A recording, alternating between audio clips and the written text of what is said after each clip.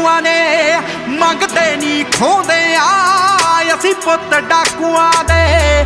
ਹਉ ਪੱਗ ਕਤੀੜਾਂ ਦਾ ਸ਼ਹਿਰਾਂ